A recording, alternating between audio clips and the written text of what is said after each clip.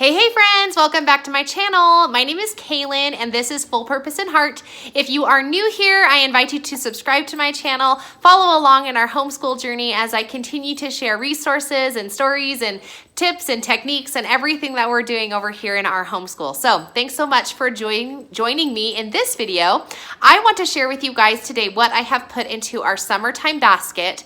And this is a basket that we put together, or that I put together every year as a part of our summer school routine. Now, our summer school routine is extremely different than our regular school routine, but I do try to implement some kind of learning that goes on each day of our summer so that when we start our new school year, we just are in the routine of learning and doing, and we haven't necessarily lost any information or progress that we made back in our previous school year. So most of this is just fun and games and excitement, but I do have some learning materials as well just to help keep our kids going. So let me share with you what I have in our basket today.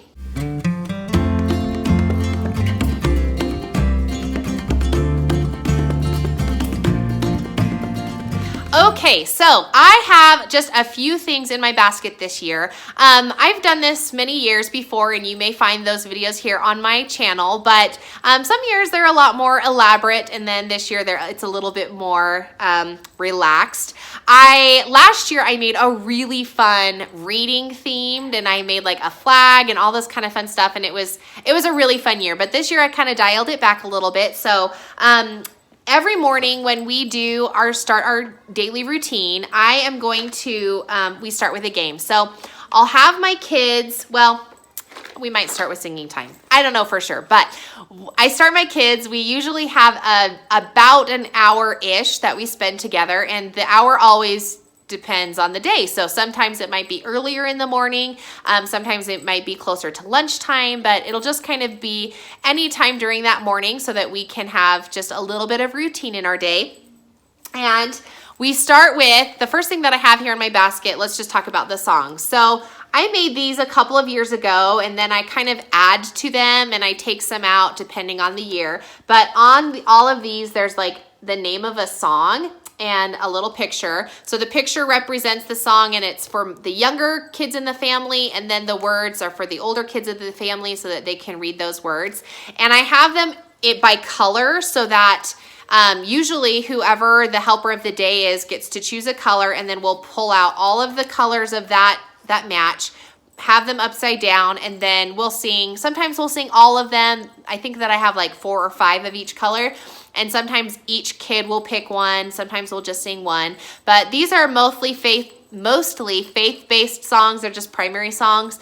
Sometimes it's what the primary kids are learning at church, and sometimes they're just songs that I grew up with and like to sing. Some of them are not affiliated necessarily with what we sing in our primary, but I've heard just at conferences and conventions among other Christian believers, and I like them, and they're easy to pick up. So anyway, they're just a bunch of songs, but most of them are like faith-based type songs. So it's not like we're just singing row, row, row your boat or anything like that. So should I give you some examples? Would that help? This is I want to live the gospel, except that I put it life. I just noticed. I want to live the gospel, Book of Mormon stories. Follow the prophet, give, said the little stream, give, oh give. I want to be a missionary now. Do you like this? Are you guys having fun? I do have some fun ones. This is singing a song is fun to do, fun to do, fun to do. Nephi's Courage. This one is a Christmas song, so I'll probably take this out, and then I have this for like regular preschool. So I am a child of God. Anyway, so you get the idea, right? Love one another. This new commandment, I love to see the temple. Okay, so you get it. I just basically went through the primary hymn book and then picked ones that I liked. So here's the wise man and the foolish man. That's another one. This is not a primary song, but here's an example. He's got the whole world in his hands. He's got the whole world in his hands. Oh, be careful, little eyes, what you see. Oh, be careful, little eyes, what you see. You guys know that one. For the Father up above will be looking down in love. Okay. So that's how we start our time together. The next thing that we do is we play a game. So I have this year, our church is learning from the Book of Mormon. So this is an old card deck. It's called Book of Mormon Stories. And it's kind of, you play it kind of like Old Maid, but each of the cards has people from the Book of Mormon. So this is Sariah, they've got Abinadi, they've got Alma, and so it's kind of, these are matching obviously. So anyway, this is just kind of a way that we can review it. Another way we play the game is we pick a card and then we have to say something like, Alma, I don't know, tell a story about Alma that'll kind of show us, and then we have to guess who it is. Did that make sense? So I have a few of these types of decks that are Book of Mormon cards. This is just the one that I put in for the beginning of our summer. But when this one gets a little old, then we'll grab another one, just as we keep learning these stories from the Book of Mormon. I also, this is a repeat from last year, but it was such a popular game, and we've even played it over the course of the year, not during summer. But these are story cubes, and these are just dice that you roll, and then you tell a story based on what is on the cube. So each box comes with 9, and as you can see on here, this is, anyway, you can't really see that very good, but let me see if I can make it focus. Is that gonna work? Anyway, so they have like little pictures on them of something that's happening, and then you have to like tell the story based on what that picture is. And then the next person takes their dice and adds to that story and talks about, you know, anyway, adds on to the story. Now, we did this last year, and it was a little bit of a struggle because the story would go on and on and on, and there was never any closure because we would finish up the dice and it was like, okay, well, the end, you know? So it was a good opportunity for a teaching moment where I could teach the beginning, middle, and end of a story and how to try and make all of the characters fit instead of just rolling the dice and then saying exactly what's on that cube, you know, like, for example, this one is a cactus. I don't know if you can see that, but there's a cactus there. So then in the beginning, the kids were just like, and then they found a cactus, or, and then they found a magic cactus, you know? So it was nice to try and teach them how to like use their imagination. And anyway, so these are really fun, and we do this every day, and we usually do like 2 or 3 stories worth. Then the next part, well, I don't know, this will kind of go towards the middle, but I'm going to read them one of these devotionals every day. There's 100 in this book, and we are going to be doing this during our school year. So we will start in the summer and then continue into the school year, and we'll just read it from the beginning to the end. So it's not going to have any rhyme or reason to it. We're just going to start, and then it'll give us something fun to talk about how God made the earth and how blessed we are to have what we do have. Curriculum wise, this is the only curriculum thing that the kids are going to be doing, and these are Evan Moor products. So my older student is going to do between 2nd and 3rd grade. My younger girl is going to be doing between kindergarten and 1st grade. My youngest son is just, I'll get him like a coloring book probably from the Dollar Tree. I haven't got that yet, but something that he can just keep his hands busy while they're doing their work. I love these books. I used them last year. We don't typically finish all of the weeks because this is a really long curriculum. I don't even know how many weeks it covers. I'm going to say 6 weeks of curriculum. I think I might have done like a look in the book of this in one of my videos. If I haven't, then I'll make one for you. But you can also go to just evanmoore.com, and they're going to have really good, like, you can just flip through the PDF pretty much of the whole book. So, okay, 10. I was looking for this. So there are 10 weeks worth of lessons in this, and our summer is not 10 weeks long. So we never finish these books, but they're so affordable that I don't mind purchasing it and only using half of it. I mean, they're that affordable, right? So anyway, this kind of covers, as it says on here, it covers reading, math, spelling, critical thinking, and geography. And it just, I mean, they're created to prevent summer learning loss. It's standard, you know, related to the standards. So if you have a public school student, then that's going to help them. So anyway, it's just done for you, and we'll do one a day. And they also have a tracker at the beginning that tracks the students' reading progress. So you like mark off a book for every 15 minutes that you read. So if you want to do that, I even think that they have a like a PE thing that they do. Maybe that's a different book that I'm thinking of, but Yeah, they don't have PE in here.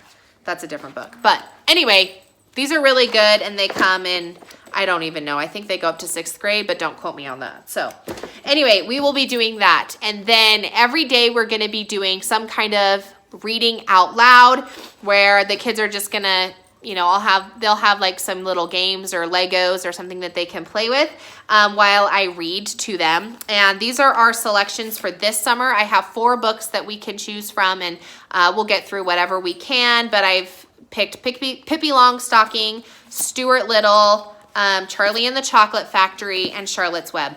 Many of these books I had planned to read over the course of last school year, but we didn't get to for whatever reason you want to come up with. That's what we'll go with.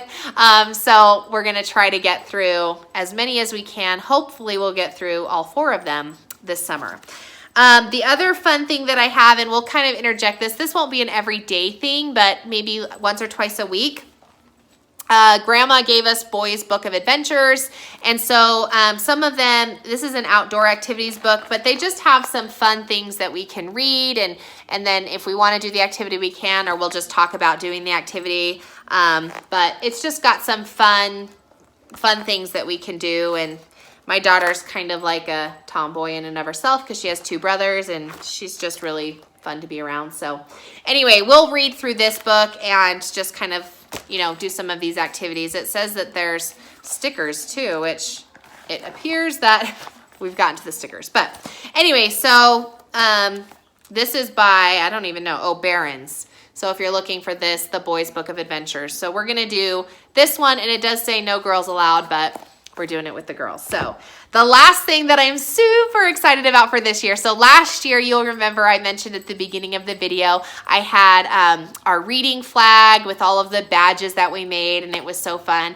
This year, I'm going to do poetry tea time and poetry. I don't know what it's called on Instagram or on YouTube, but we're going to be reading and like having a tea time where I'll make fun, like unique snacks, and we'll drink like fun little juices or something that I'll make, and I have like a whole Pinterest board full of fun beverages, and then we're gonna read more of these Aesop fables. I've showed this book so many times on my channel, so if you are a seasoned watcher, you'll be like, I've seen her do that. Hasn't she said she's going to read these? Yes, we have read these. We've read many of them. Some of them we've read more than once, but it's been a season since we've read them, so I'm going to pull these out, and it'll give us something fun to just read and talk about, and just the lessons that go behind it. So this will be our poetry tea time book, and I'm hoping to do it. Oh, well, our summer is about 6 weeks long where we have the summer basket. So if I could do it 5 times, I'll be happy. So we'll see. I think that the biggest hurdle that I'll have to get past for that is just the planning of the tea time. As soon as the thrift store opens again, I'm going to run over and get some little tea cups and like a tablecloth that we can make it different and special. That will only be for that. So anyway, I'm looking forward to it, and hopefully if it's successful, then we'll carry it on into our school year just as something fun that we do, maybe twice a month kind of a thing. But anyway, so I've seen a lot of people doing it, and I've been doing a little bit of research about it, so I'm excited to kind of start it in our family, and hopefully we'll be able to even get some poetry in there and actually talk about poetry. But at the current moment, I don't have a poetry book, so I will be doing some research on that, and maybe as soon as I find one, of course, I will share it with you guys. So that is our summer basket. Now, in a separate video, I'm going to share with you how I plan our summer overall so that we don't have just days full of craziness, and that at the end of the summer, we're about ready to pull our hair out because we're tired of all the boredom that falls in. So I will go ahead and share that video in an upcoming week. But for now you guys hopefully will be able to build a couple of things for your own summer basket, and whether it's done every day or 3 times a week, or,